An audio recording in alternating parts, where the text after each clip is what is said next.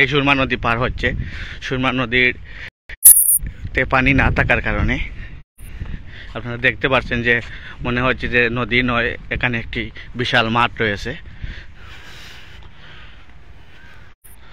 আমরা দেখানোর চেষ্টা করছি যে সুরমা নদী কিভাবে তাদের নব্যতা হারিয়ে ফেলছে ধীরে ধীরে। এখানে মনে হচ্ছে একটি খেলার মাঠ, কিন্তু এখানে এই সুরমা নদীর পানি তৈ তৈ করে সবাই হেঁটে হেঁটে পার হচ্ছে। কিন্তু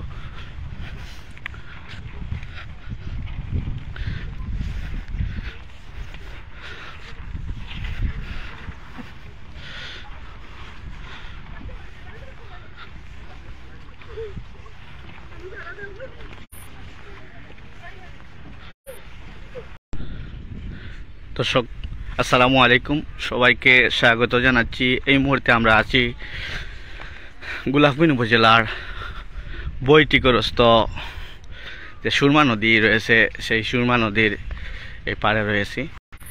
আপনারা দেখতে পাচ্ছেন যে আসলে সুরমা নদী যে কীভাবে তাদের নব্যতা হারিয়ে ফেলেছে তার এটারই একটি বহিঃপ্রকাশ এই জায়গাটিতে। আপনারা দেখতে পাচ্ছেন যে বৈটিকের যে খেয়াঘাট রয়েছে, এই খেয়াঘাটের যে পানি, সুরমা নদীর যে পানি রয়েছে, এই সুরমা নদীর পানির যে নব্যতা, সুরমা নদী যে নব্যতা হারিয়ে ফেলেছে তার ওই বহিঃপ্রকাশ এখানে। এখানে মানুষ কিন্তু হেঁটে এই সুরমা নদী পার হচ্ছে। সুরমা নদীর পানি না থাকার কারণে আপনারা দেখতে পাচ্ছেন যে মনে হচ্ছে যে নদী নয়, এখানে একটি বিশাল মাঠ রয়েছে। আমরা দেখানোর চেষ্টা করছি যে সুরমা নদী কিভাবে তাদের নব্যতা হারিয়ে ফেলছে ধীরে ধীরে।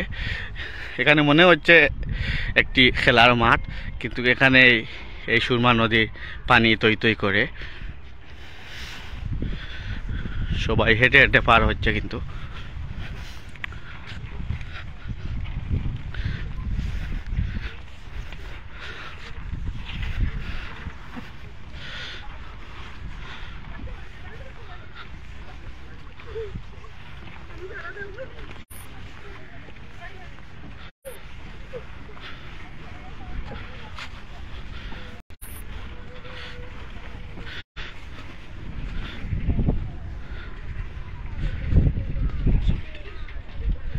আপনারা দেখতে পাচ্ছেন যে সুরমা নদীর যে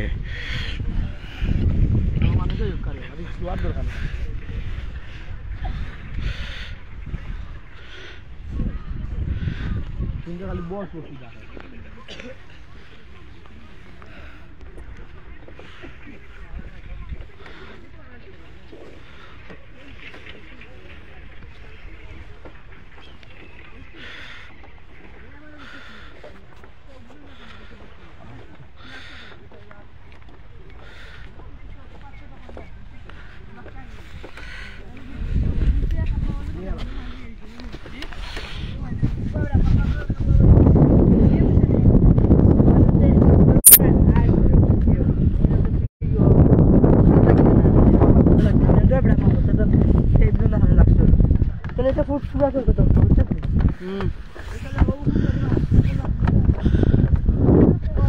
সুরমা নদী যে তার কীভাবে নব্যতা হারিয়ে ফেলেছে তার ওই বহিঃপ্রকাশ। সবাই নদী, সুরমা নদী পার হচ্ছে হেঁটে।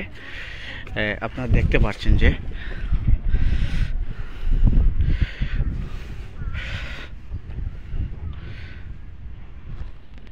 আমরা দেখানোর চেষ্টা করছি, সবাই হেঁটে হেঁটে পার হচ্ছে সাঁকু দিয়ে।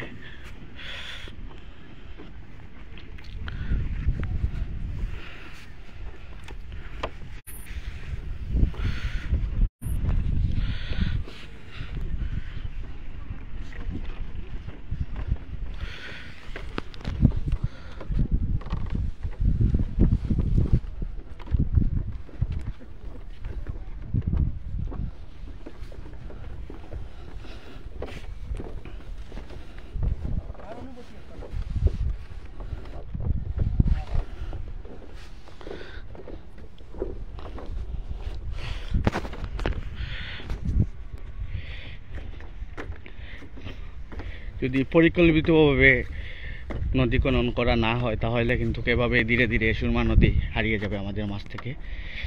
কিন্তু আমরা দেখেছি যে যেসব জায়গায় অনেক গভীরতা রয়েছে পানি, সেখানেই কিন্তু অপরিকল্পিতভাবে বালুর একটি চক্র তারা বালু উত্তোলন করে আসছে।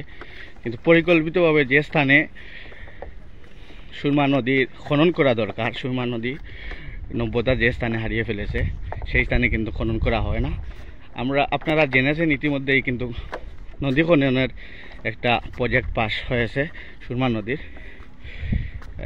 যদি এই প্রজেক্টটি যদি পরিকল্পিতভাবে সুপরিকল্পিতভাবে কাজ করা হয়, খনন করা হয়, তাহলে হয়তো সুরমা নদী তার নব্যতা ধীরে ধীরে ফিরে পাবে।